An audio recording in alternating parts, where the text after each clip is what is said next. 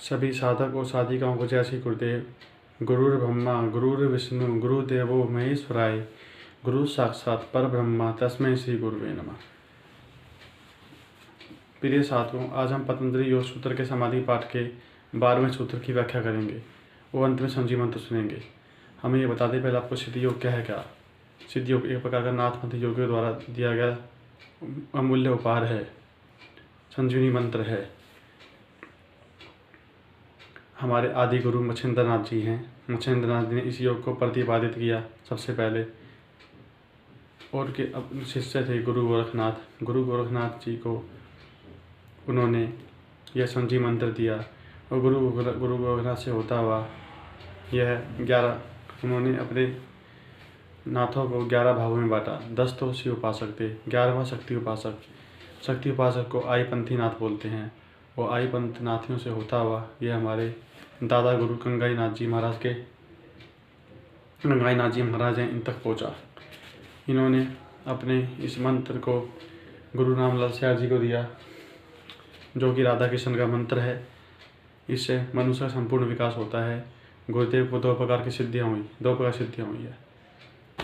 पहली तो गायत्री मंत्र की, पृथ्वी तत्व की, और दूसरी कृष्ण की। जो मंत्र दिया था गुरु गंगाई नाथ जी दादा गुरुदेव ने, कृष्ण जी का मंत्र, वह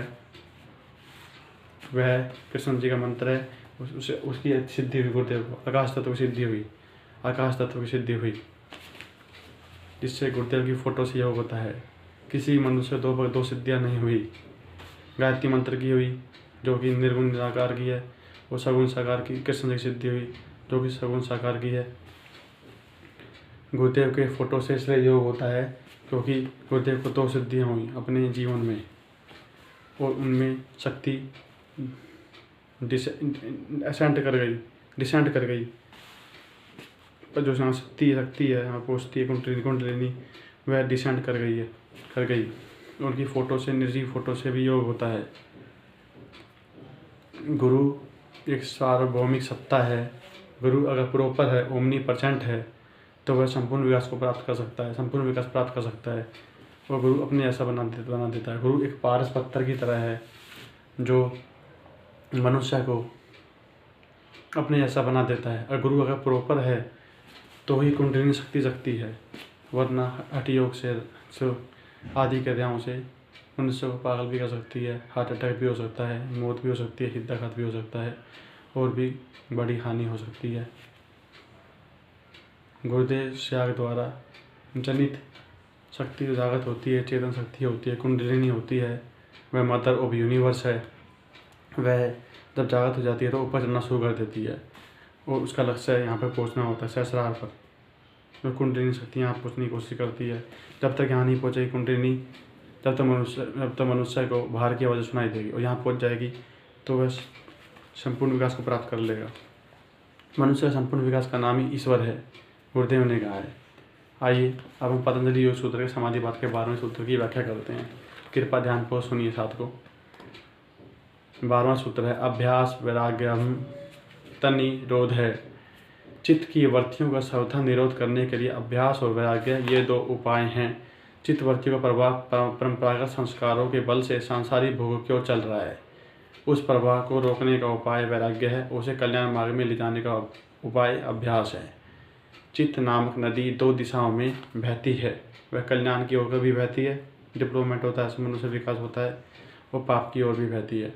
जो विवेक विषय रूप निम्न मार्ग से जाती है और कैवल्य रूप उच्च भूमि तक बहती है, कैवल्य अवस्था जहाँ पर मोक्ष होता है, वह कल्याण वहाँ है। और जो अविवेक विषय रूप निम्न मार्ग से जाती है, संसार प्रारंभा तक बहती है, वह पाप वहाँ है।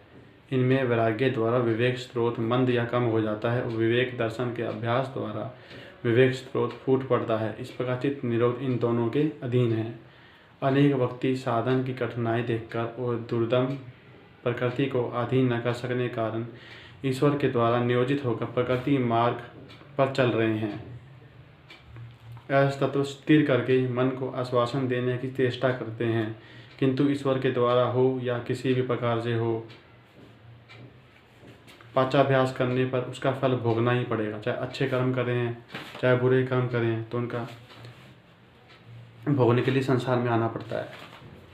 कहने का मतलब यह है, वो कल्याण करने पर सुखमय फल होगा, यह ध्यान रखना चाहिए। प्रयुक्त ईश्वर द्वारा नियुक्त होकर समस्त कार्य कर रहा है, यह भाव भी अविश्वसनीय है। प्रत्येक कर्म में इस प्रकार सोचने से यह उक्ति यथार्थ और कल्याणकर होती है, किंतु उद्धम प्रवृत्ति मार्ग में विचरण करने के लिए इस उक्ति को तर्क या प्रमाण बनाने से सिवाय दुख के अलावा और क्या मिलेगा। किंतु प्रयत्न के यदि मोक्ष लाभ हुआ होता तो एक दिन में ही सबको मोक्ष लाभ हो जाता। कहने का मतलब है, गुरुदेव आपको संजीवनी मंत्र देते हैं, इससे मनुष्य का विकास होना चालू होता है। अगर वो संजीवनी मंत्र निरंतर जपता जाता है तो कैवल्य वस्तु तक पहुँचता है। निरंतर अभ्यास और वैराग्य से उसमें सत्य सिद्धि भी होती है। जब वैराग्य भाव आ जाता है तो सांसारिक मोह खत्म हो जाता है। गुरुदेव कहने का मतलब ये है कि आप जब तक नाम जाप नहीं करोगे मोक्ष नहीं हो सकता। गुरुदेव केवल रास्ता बताते हैं, आगे मनुष्य का काम है, मोक्ष करना मनुष्य का काम है। मोक्ष जब होता है जब सार्वभौमिक सत्ता, जब आपकी चेतन कुंडलिनी जब संपूर्ण विकास को प्राप्त हो जाती है, यहाँ पे पहुँच जाती है सहस्रार पर, जब भी मनुष्य का मोक्ष होता है। आइए साथ को अब हम संजीव मंत्र सुनते हैं। ओम श्री गंगाई नाथाय नमः, ओम श्री गंगाई नाथाय नमः, ओम श्री गंगाई नाथाय नमः। जय श्री गुरुदेव। गुरुर्ब्रह्मा गुरुर्विष्णु गुरुदेवो महेश्वराय, गुरु साक्षात पर ब्रह्मा तस्मै श्री गुरुवे नमः। आइए साथ को संजीव मंत्र सुनते हैं।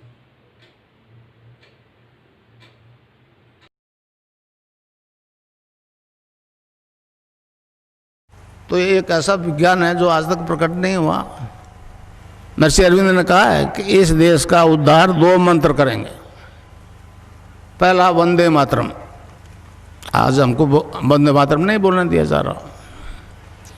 दूसरे को उन्होंने कहा है वो संजीवनी मंत्र है, संजीवनी मंत्र है। समझे न समझे?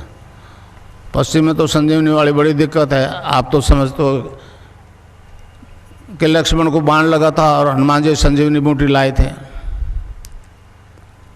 होश में आ गया। मर जाता तो होश में नहीं आता। इस तरह से आप लोग जितने बैठे हो उसका नाम जप करोगे तो अभी से जपा शुरू हो जाएगा। रैदास जी के गुरु ने कहा कि बेटा ये नाम जपो, तो उन्होंने जपना शुरू कर दिया।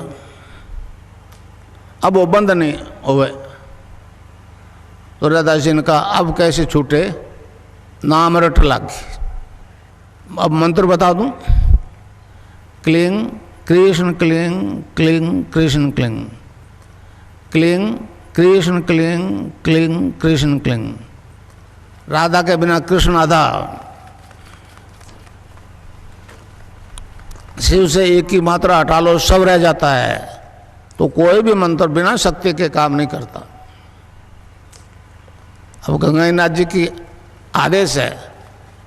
विवेकानंद जी ने कहा कि मैं नहीं बोल रहा हूँ तो मैं भी नहीं बोल रहा हूँ, मैं तो गंगानाथ जी का मायक हूँ भाई। रेल में तो रिटायरमेंट तो होता था, ये रिटायरमेंट भी नहीं देगा। समझे समझे? तो आए तो की कृपा की मुझे, मैं तो इस लायक के बनावक नहीं समझता था। महर्षि अरविंद ने कहा है जो गुरु दीक्षा देता है अपने शिष्य को, वेदों की देता है, उपनिषदों की देता है, भगवान के नाम की देता है, तो उसकी आवाज़ में वो वेट होता है। तो मेरी आवाज़ से अब जितने भी ले जा रहे हो ना आप, मेरी आवाज़ रखो उसके साथ। समझे? आवाज़ के बिना इफेक्ट नहीं होगा। तो मंत्र है cling Krishna cling cling Krishna cling. कै आधा लय में मिला हुआ, बड़ी की मात्रा ऊपर बिंदी, ए के ऊपर आप बिंदी लगाते हो तो अंग हो जाता है ना, अंग। अच्छा अब ध्यान करो भाई 15 मिनट। यहाँ मुझे देखो और नाम जब चालू रखो। कोई प्रकार की योगिक क्रियाएं हो तो घबराएगा नहीं, 15 मिनट ध्यान करो, 15 मिनट में अपना बंद हो जाएगी। मन ही मन जपो, और जीव नहीं रहना चाहिए। Cling Krishna cling cling Krishna cling cling Krishna cling.